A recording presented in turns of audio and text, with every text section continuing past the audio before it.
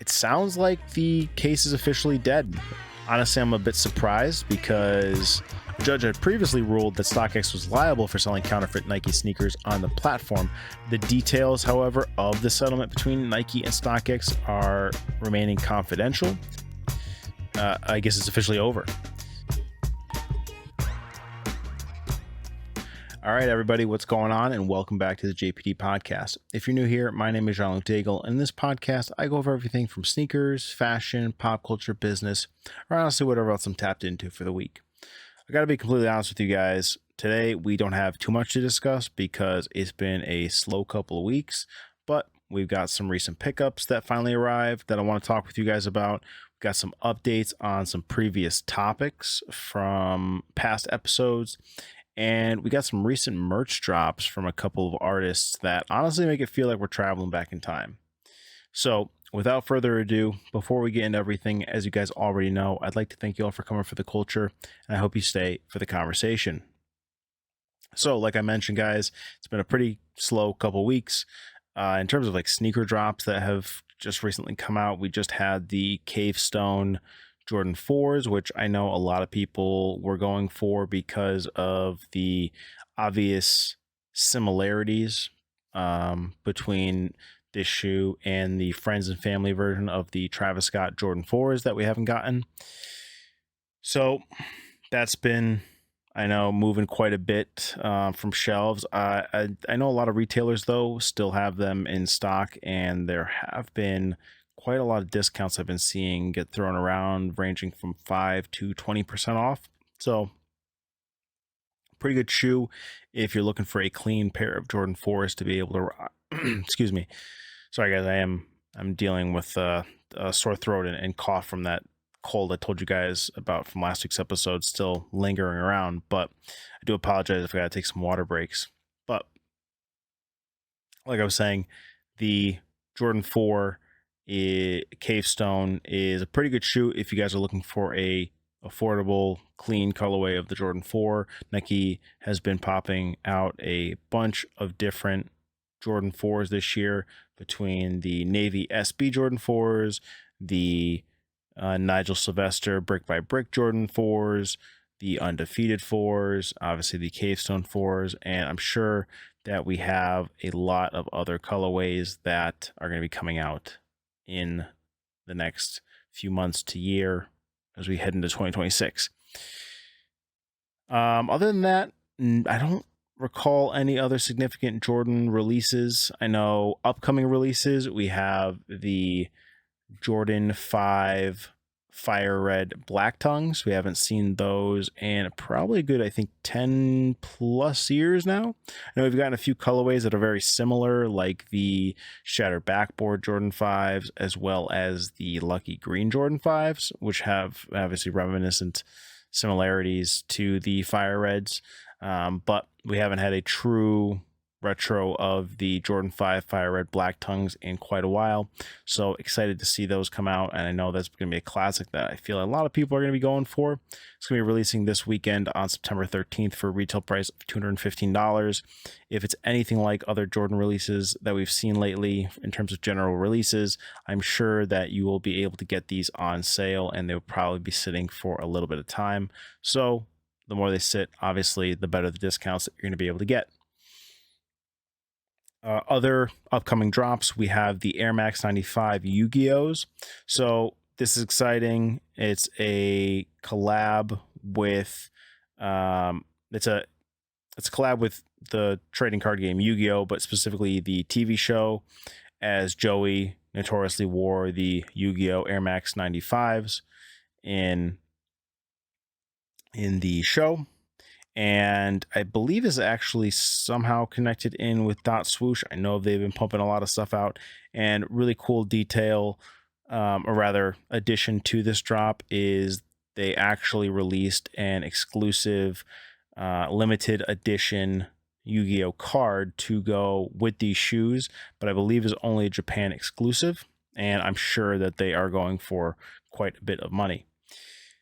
The Air Max 95 Yu-Gi-Ohs are very reminiscent to that of the Neon 95s, obviously with some darker hues to it, deeper purple and gray tones. They'll be dropping on this Friday, September 12th, for a retail price of $210.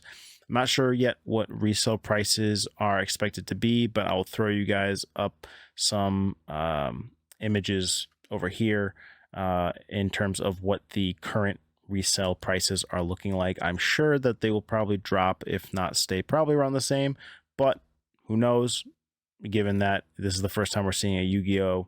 Air Max 95. I'm sure that there will be a pretty solid resale price tag associated with this pair. Another shoe that I'm excited for coming out next week on September 16th, we have the Nike P-Rod black and flint gray. It's very similar in colorway to the, I believe it was the infrared Jordan 4s, if I remember that colorway correctly. It's dressed up in gray, black, and this fire red, not fire red, but I'm sorry, but this almost like infrared type of color. And that'll be dropping for a retail price of $125. Compared to other P-Rod drops as of late, I'm not sure where this is going to sit.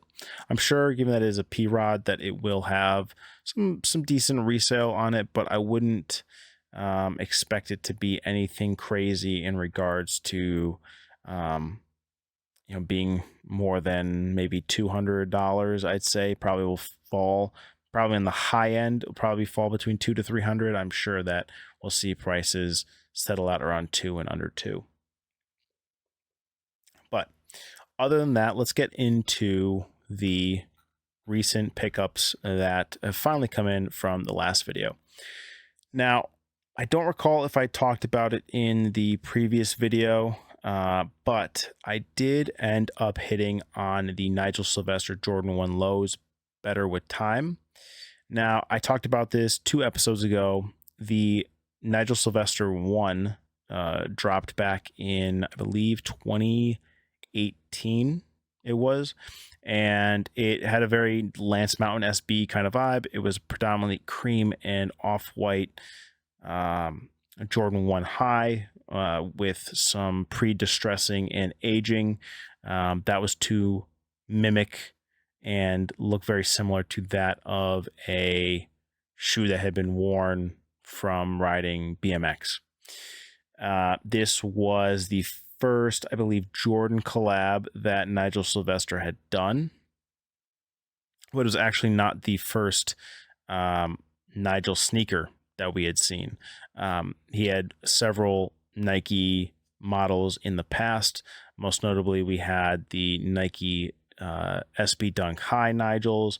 We also had the Nike Air Force One Nigels, and after the Jordan 1, we had the Nike Airships. We've seen the Jordan 4 RMs, and obviously, most notably, the Jordan 4 Brick by Bricks. Now, I'll show you guys the shoes. They come in the special bike Nike box.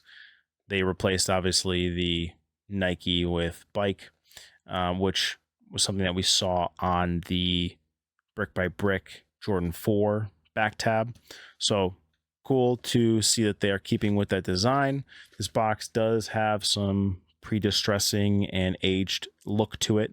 It is predominantly an eggshell or off-white kind of color, but on the edges, I'm not sure how well the camera can pick it up, but there's almost like a yellowish dirt kind of color that we have around the edges that makes it appear to be an aged box that had been left in storage or kind of had some dirt kicked up on it, given that this is inspired by BMX. Opening up the box, we have the little doodle of the bicycle, which I believe I talked about this in the previous episodes when I kind of went in depth a little bit more on this shoe, or rather the history of this shoe. Pretty standard tissue paper, nothing too significant. But here we have the shoes. Now, I forget if I just mentioned it, but the colorway is obviously featuring this predominantly black upper. It is based actually off of a sample of the Jordan 1 from back in 2018. The original sample, instead of the white that we saw as the general release, it was actually this black upper. And I guess as a nod to that, they went obviously with a black Jordan 1 low.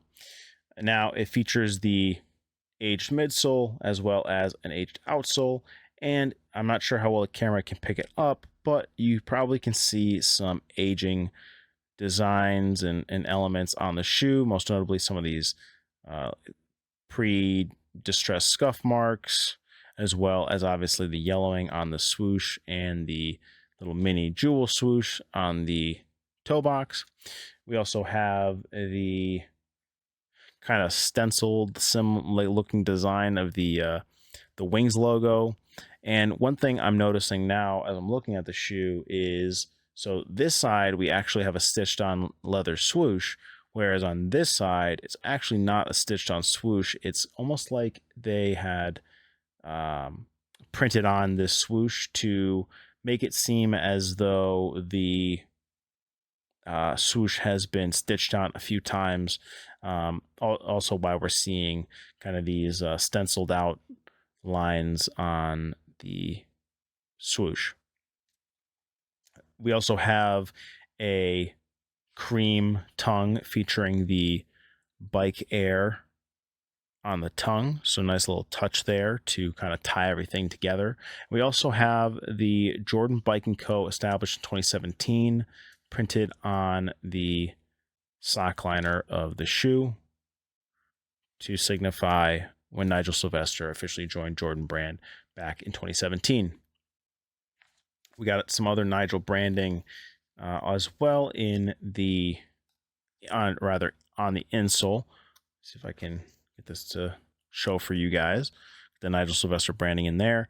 And I don't believe there's anything else in the other sneaker, but let me take a quick look for you guys. So we have the Bike Air hit on the insole there. Now this does come with 2 extra laces. We have obviously the cream that's already pre-laced into the shoe. We also have a black set of laces as well as a red pair of laces. So a little bit of customization options there, which is nice. I personally, as much as I am liking these shoes in person, because I wasn't too excited for these, I did mention that if I could get these for a retail, that I would go for it and see, what my thoughts were in person.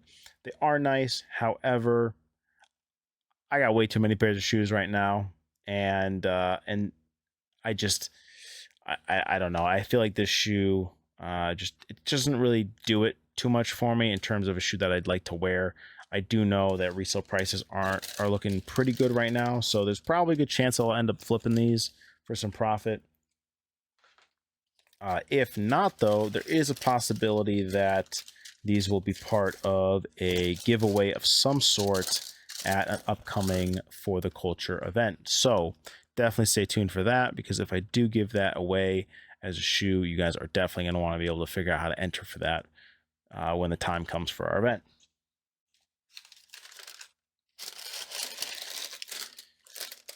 Other pickups. So you guys have been hearing me talk about this next shoe for quite a while, quite a few episodes at this point, and specifically last week as I talked about this as a main topic, but we officially have them in hand, the 2025 Shattered Backboard Jordan 1s. So as I have mentioned in the previous episodes, the Shattered Backboard 1s are a shoe, rather a colorway, inspired by the time that Jordan had accidentally shattered a backboard during the 1985 Italian exhibition game. And the orange colors come from the jerseys that they wore. And obviously, the glass shattered design that we're seeing on this box, this special box, which the original pair from 2015 did not have, is reminiscent of a quote unquote shattered backboard. So nice little details on the box. It's pretty cool to see that Nike is doing these special boxes per each release. Generally, in the past, we've just seen some pretty generic boxes, but they have been making it a bit of they've been making a kind of a collectability aspect when it comes to the boxes as well, which is a nice little touch, as it just kind of makes the shoes feel a bit more premium and a bit more it's engaging with the consumer. So opening up the box, again, pretty standard tissue paper, nothing too crazy here, not like the Undefeateds that we just saw that I talked about last week. But here we have the shoes, guys. And I gotta say, a fantastic shoe to finally see retroed. Now, they come dressed up in this starfish orange on the collar as well as the toe box. We obviously see the black toe box, lace loop, swoosh, collar, as well as tongue and sock liner. We got the sail and starfish orange Nike Air on the tongue, and the panels and midsole are obviously in the sail color. These feature somewhat of a premium tumbled leather, which is very reminiscent of the 2015 release that we have all known and come to love. However, having these in hand, I can confirm that these are definitely not up to the same level of, I guess, leather quality as the 2015 pair. If anybody is familiar with the Shattered Backboard ones, you already know what I'm talking about. But if you are not familiar with the Jordan 1 Shattered Backboards from 2015, the 2015 pair was a pair that released very under the radar, sat on shelves for quite a bit of time, and it ended up being a pair of Jordan 1s that, as a general release, somehow, some way, received actually some quite higher quality tumbled leather. And because of that, it became a sleeper shoe where people started to get it by word of mouth. The shoe ended up finally selling out on shelves.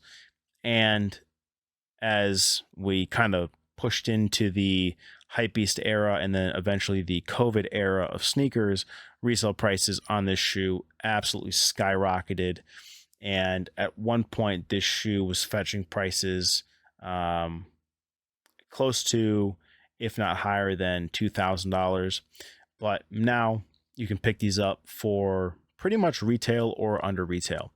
But I will say, guys, just because the leather quality is not up to the same as it previously was on the 2015 release, that should not stop you guys from getting a pair. Because, I mean, guys, look at this. It's a Shattered Backboard 1. I mean, this is for some people is a grail. And to be able to afford this grail for pretty much retail is, to me, a no-brainer. Now, this pair I did not get for a personal. This is actually a giveaway shoe that we will be using for the upcoming For the Culture event next weekend. We'll probably be throwing this up on our prize wheel, or maybe we'll raffle it off. I'm not 100% certain yet, but I do know that we're going to be giving away a pair of these. So if you guys want to get yourself a pair of these and you want to be able to get them for free, I highly recommend stopping by For the Culture next weekend and taking a shot at getting a pair. But some other little details before I put these away and we get into some of the main topics. These do feature the same shattered backboard insoles that we saw on the 2015 pair, as you guys can see. And these feature another set of laces, which I will show you guys. Give me 1 second as I attempt to get this insole back in.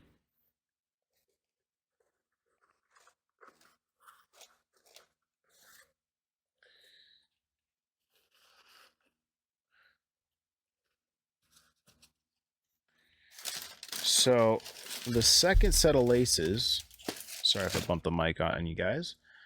The second set of laces is an orange set. So it's a little bit lighter, similar in shade though to the shoes.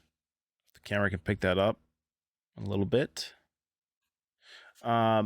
Interestingly enough, though, the 2015 pair of Shatter backboards actually came with three lace sets. We had the black laces that are obviously laced in the shoe. I believe there was an orange set of laces, as well as a white set of laces, or rather a cream sail type of lace, I think. This only comes with the 2 lace sets, so I'm a little bummed on that. I wish they had a sail pair of laces to go with this. I think it would have been a nice touch, but there's probably a good chance I could just take the laces out of my lost and found Jordan 1s and throw them in this if I get a pair for personal, and it'll look pretty clean in that regard. But other than that, like I said, guys, Shatter Backboard 1. If you guys are able to get a pair of these for retail or under retail, definitely worth the cop, as it is a Shatter Backboard 1, and it's definitely going to be good vibes for the fall and winter time. Obviously, being that it's an orange shoe, kind of fits the Halloween theme, fall theme. Definitely going to go really well if you pair it with anything, in regards to like tonal colors like olives and browns and grays and stuff like that. So definitely a good solid pickup if you can get your hands. Definitely a solid pickup if you guys can get your hands on a pair.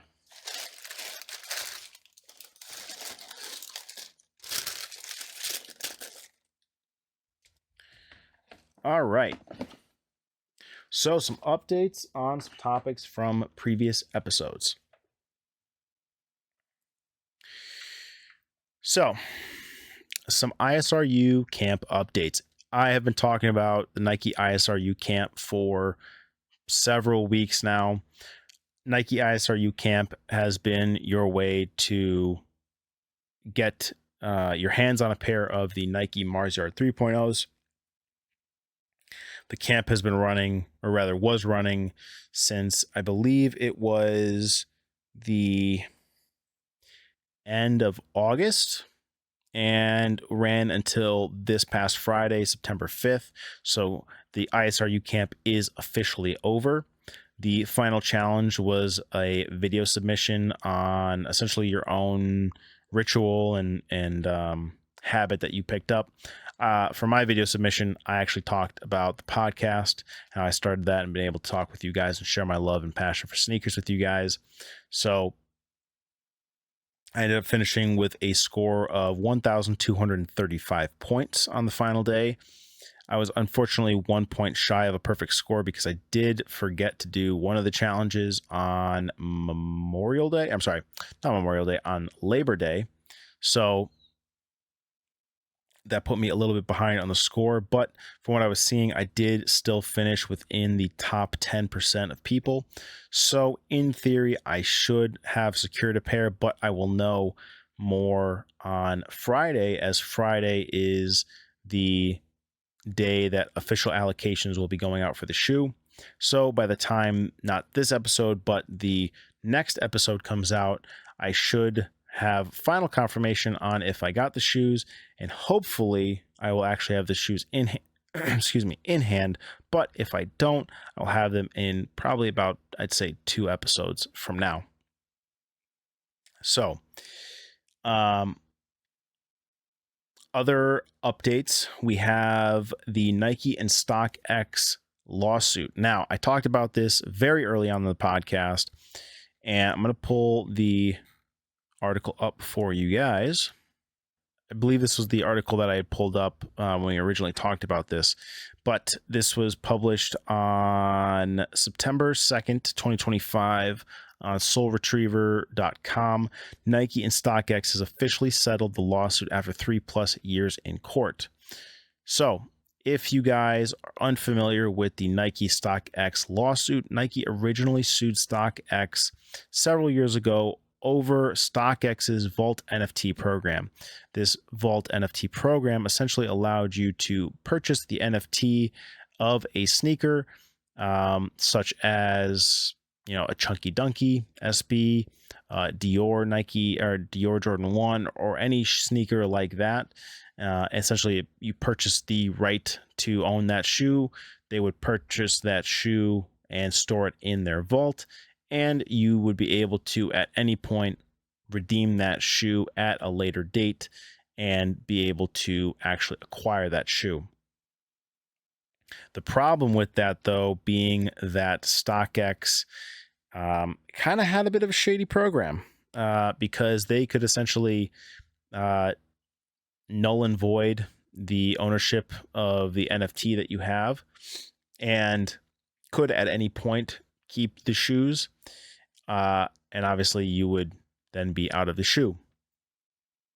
Then the lawsuit that Nike had with StockX eventually evolved into Nike calling out StockX for selling counterfeit sneakers. Now, this happened during essentially the height of the COVID era of sneakers. So probably the most amount of business that StockX has ever experienced, in terms of overall use of the platform, as well as the amount of products coming through their system. They had quite a bit of fakes flowing through, and unfortunately people obviously were receiving these, and that was damaging both the StockX brand, but is also devaluing the Nike trademark.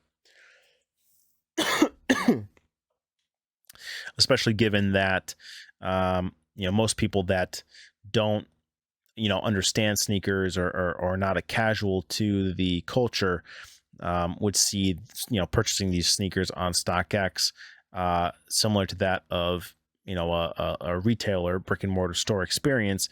And because of that, if they're getting fake sneakers, that obviously negatively affects Nike. So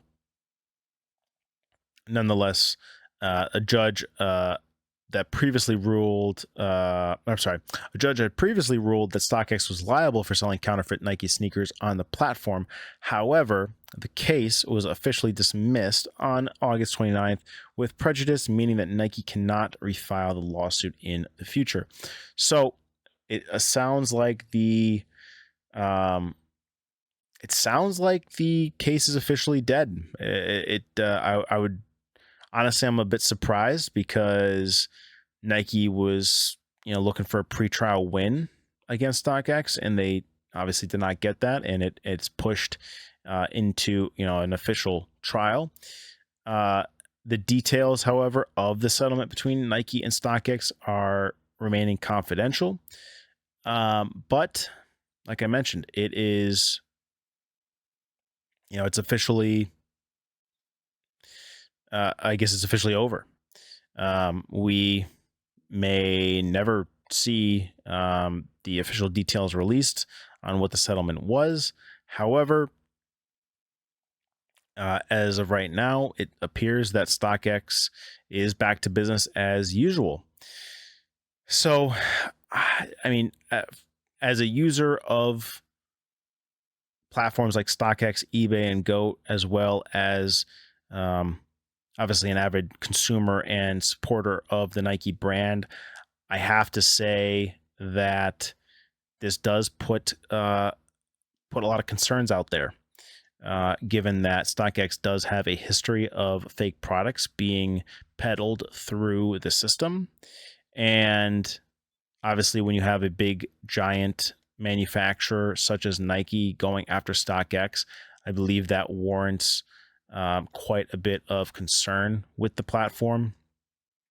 Now, I know that Nike and StockX did work together when StockX was creating their platform at the start, and I know that just because of my conversations with members of the StockX team that have been there for quite some time,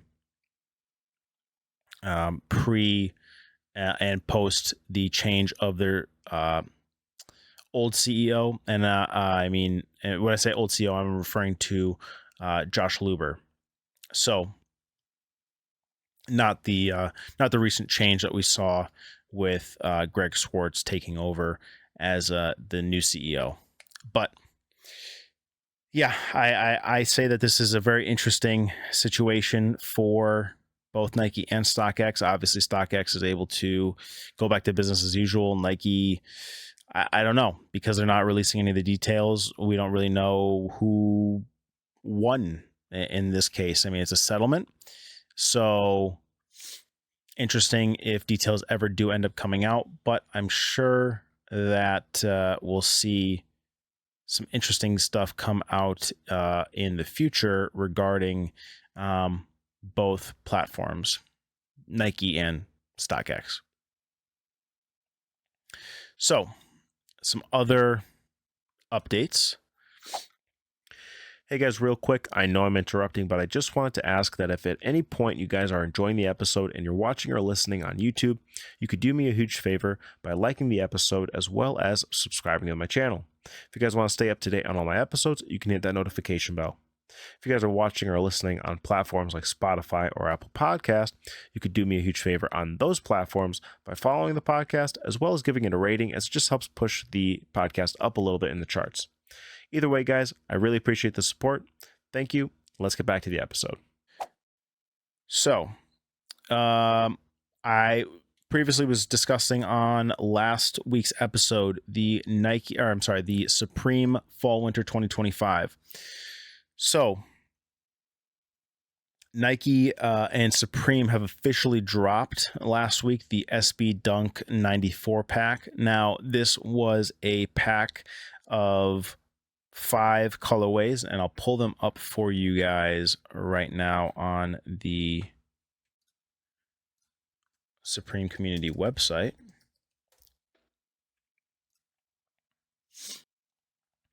So as you guys can see, we have 5 colorways. We have what they're dubbing the ink colorway, ocean fog, black colorway, camper green, and white. They all retailed for a price of $130. The ink colorway, the purple and black colorway, dropped exclusively in Europe. The ocean fog colorway, which is the blue and black colorway, dropped exclusively in the United States and North America. And we had the low camper green, which looks more a yellow and black colorway, dropped exclusively in Asia. And the black and red colorway and the gray and white colorway that you're seeing on screen, those both dropped globally and had the highest stock numbers. All shoes, though, did end up selling out within the first 10 minutes, which is surprisingly a lot longer, I think, than people were expecting. But the Asian exclusive ended up being I would say the highest in demand pair, obviously, because that is the hardest pair to get. And resale prices for that shoe are sitting around sitting around the 400s and up. And the other pairs, I believe, are sitting probably around the 200 to 300 mark for the ink and ocean fog colorways. And then you have the black and white colorway, both. Well, excuse me, guys. I apologize for the yawning. They are both, the black and white colorway are both sitting under or around the $200 mark. So glad to see that they officially dropped these, because they were scrapped from last season and pushed out to this season, obviously. And this is the first time we've seen an SB Dunk with Supreme in several years now. I believe the last time we saw one was it was essentially like the Dunk Pack 2.0, which was essentially like was it SB Dunk Low, which had we saw a green colorway, a brown colorway, a blue colorway, and a black colorway, and they had a like a star pattern on them, and they were very reminiscent of the Dunk or the Supreme SB Dunk highs from back in the day, which was like an orange pair, a red pair, and a powder blue pair. So always cool to see when Supreme collabs with Nike SB, and I'm sure that in a few years' time, we're going to look back on these SBs as some desirable Supreme collabs. But other than that, in regards to the fall winter drops, we saw the Gashapon machine launch. Now, I was under the impression when I saw this that you would actually be able to buy an entire Gashapon machine.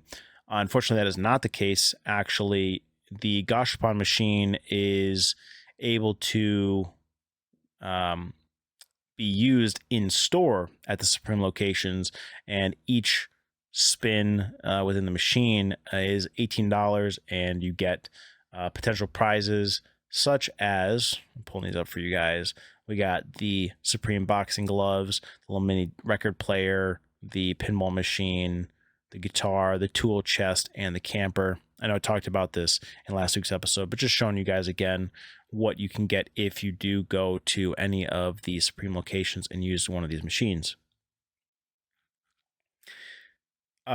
This coming week, because I think by the time that this episode drops, it'll probably be on that Thursday morning, I'd say before the 11 o'clock drop, but we're seeing the Yoji Yamamoto collab.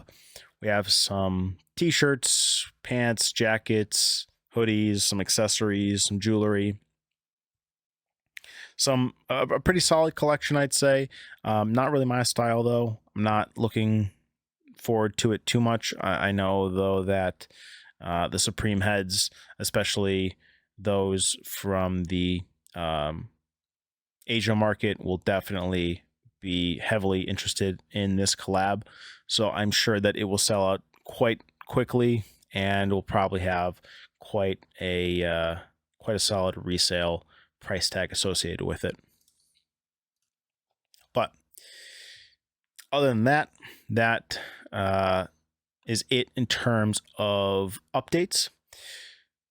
Are the main topics that I want to talk about? I know I mentioned before, guys, that there were some merch drops that are making me feel like we're time traveling. We have drops from none other than Travis Scott and Drake. So let's talk about the Travis Scott drop that just happened. Now, ahead of the upcoming Travis Scott Fragment 1 Low, which we're going to be seeing drop next weekend on September 20th, and I'll talk about that more with you guys in next week's episode before the drop. Travis Scott has officially re-released his Rodeo album to celebrate the 10-year anniversary, and with that, they have dropped a 10-year anniversary capsule. So let me pull this up for you guys right now. They are quite the pieces.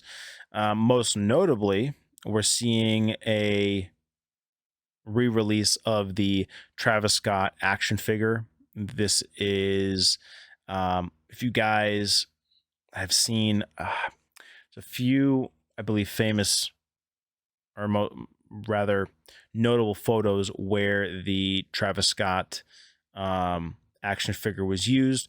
But this action figure, the original one, I should say, was reselling for well over $1,000. I think the last time I saw there was listings in the 1800s. Now that may have dropped, just given that the new figure is going to be dropping. From just looking at this figure, it'll include some new Rodeo 10-year anniversary detailing, some special packaging. You're gonna have the Rodeo album, and we will see this ship in early 2026. So retail price $200, quite a lot for a action figure. However, there is a good amount of stuff that you're getting with that, as well as obviously the limited and exclusivity aspects of this figure. And I'm sure that much like the original figure, you will see it go for a considerable amount of resale value in the future. Other than that, we got some special vinyls, some CD cases. We have some 10-year anniversary t-shirts and long sleeves, which is pretty cool. Inspired by and really kind of like I guess a re-release of the original merch. So cool to see some new and updated pieces, because we haven't seen, to be honest with you, I don't think we've seen a pretty solid Travis Scott drop in quite some time. And when I say Travis Scott drop, I'm not saying a Travis Scott drop in collaboration with Jordan Brand. I'm strictly saying just Travis Scott independently. So pretty solid drop. Going back and forth on what I'm looking to get. I might get this Rodeo CPFM cactus hat, just because I'm big, obviously, on hats. Hats are a nice accessory that's very easy to wear with a lot of different things. But I don't know, might get one of the hoodies or a t-shirt or something. But given that it's such a long process to get the items, I mean, like this hat's not shipping until 8 to 10 weeks. So a little bit difficult to front some of the money on these drops and wait that long.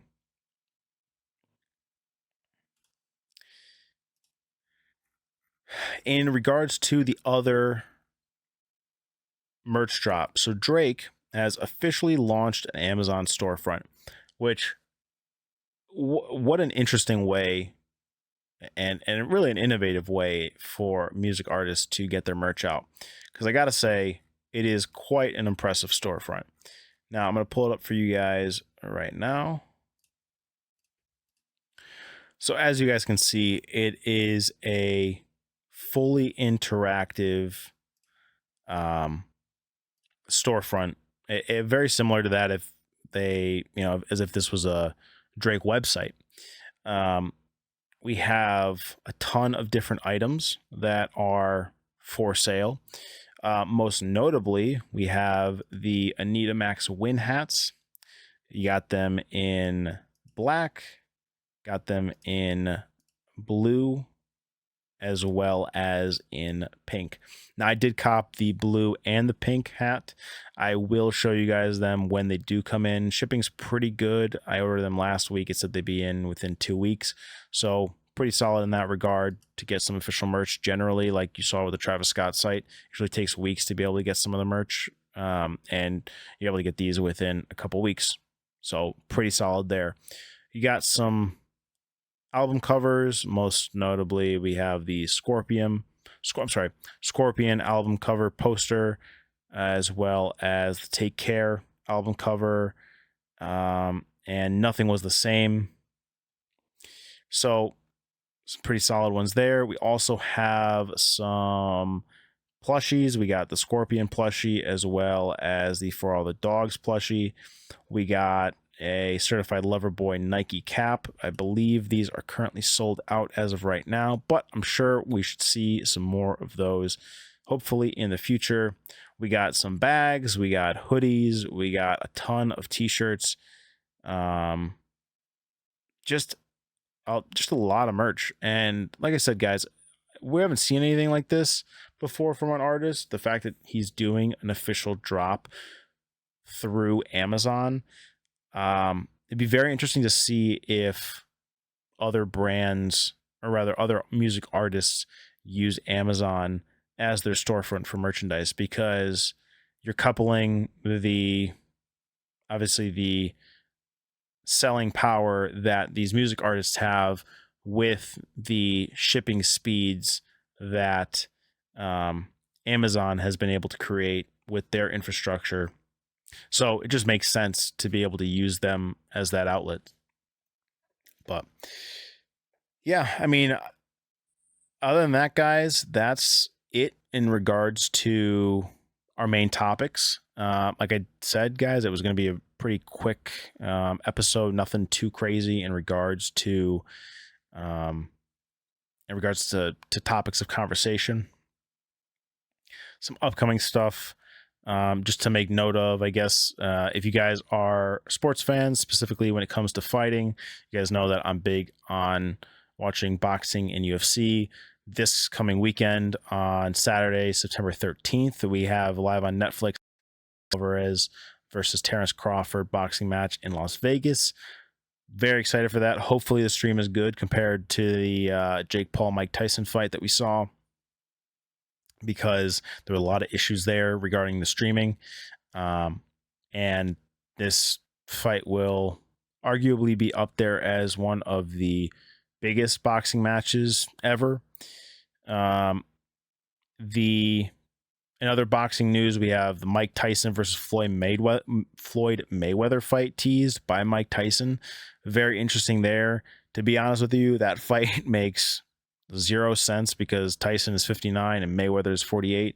But this will definitely be overall the biggest pay-per-view fight, I think, in history up to this point. Obviously beforehand, it was the Jake Paul Mike Tyson fight, was arguably the largest fight in history. This one will definitely pass that because you're having two of the greatest fighters of all time fighting together, obviously from two different generations of fighting. But it'd be interesting to see how that is, just because Tyson has been very critical of Mayweather in the past publicly, specifically over Floyd's claims that he is the greatest boxer ever. Tyson has stated on multiple occasions that Mayweather is delusional when it comes to that standpoint, and stated that he believes Muhammad Ali to be the best fighter to ever have lived. In other fight news, we have the Noche UFC. This is for UFC's Mexican Independence Day, which is going to be happening as well on Saturday, September 13th. However, this is going to be happening in the afternoon. The main fight that everybody is looking forward to is Diego Lopez versus John Silva. It's going to be a very interesting fight. I believe this fight card's pretty solid, pretty balanced overall. Definitely going to be better, I believe, than last year's fight, even though last year's fight was cool because it was in the Sphere. This one, I think, is just going to be across the board, going to be a more solid, balanced fight card. But other than that, guys, that's going to do it for today's episode. I appreciate you all for tapping in as per usual. Let me know what your thoughts are on today's topics in the comment section below, or you can hit me up on IG at the official JPD Podcast Instagram, or on my personal Instagram at Jean-Luc Paul Daigle. If you guys, sorry guys. If you guys enjoyed this episode, make sure to smash that like button as well as subscribe to the channel. And if you want to stay up to date on all my episodes, you can hit that notification bell. If you guys are watching or listening on platforms like Spotify or Apple Podcast, if you do me a huge favor on those platforms by following the podcast as well as giving a rating, it just helps support the podcast and obviously push it up within the algorithm. Be sure to check out videos as well on my other channel, my main channel at Jean-Luc Paul Daigle. I have a few projects in the works there. I know I've been slacking a bit on getting some content out for you guys on that platform, but I've been focusing a lot of my time on For the Culture as well as on the podcast, as I just want to get those more established at this point. But like I said, I do have some stuff coming out, so be sure to check out and subscribe to my main channel so you don't miss out. Other than that, guys, I will also be at, and I wanted to mention this before signing off, I'll be at the Northeast Sports Card Expo in Stamford, Connecticut this coming weekend at the Chelsea Piers Athletic Club. It's going to be Saturday and Sunday, the 13th and the 14th, but I'll only be there on Saturday. It's the biggest sports card expo in the Northeast, so if you guys are looking to buy, sell, trade, anything from sports cards, trading cards, sports memorabilia, and anything else in between, this is definitely the best event to do it at. It is a massive event. I believe the last event that I had gone to that they did was in Marlborough, Mass, and if I remember correctly, they had broken in 2 days 10 to 15,000 people So it is massive. I mean, it's rivaling that of Fanatics and the National Sports Card Convention. So definitely worth it if you guys are in the Northeast and you guys want to check out a sports card expo. With that being said, guys, this was the JPD podcast. Thank you all for coming for the culture, and I'll catch you guys in the next conversation. It's time to honor MLK and Malik Shabazz. Paradox teachers class while we speak to reach the mass. Yeah, shame on those who think we need to delete the past. We need to educate so our kids forge a better path. If the future is a glass, mine is half full. I had to leave the internet because I can't stand bull. And there's no need for profanity when conversing candidly. Facts are just that. Follow the cure for insanity.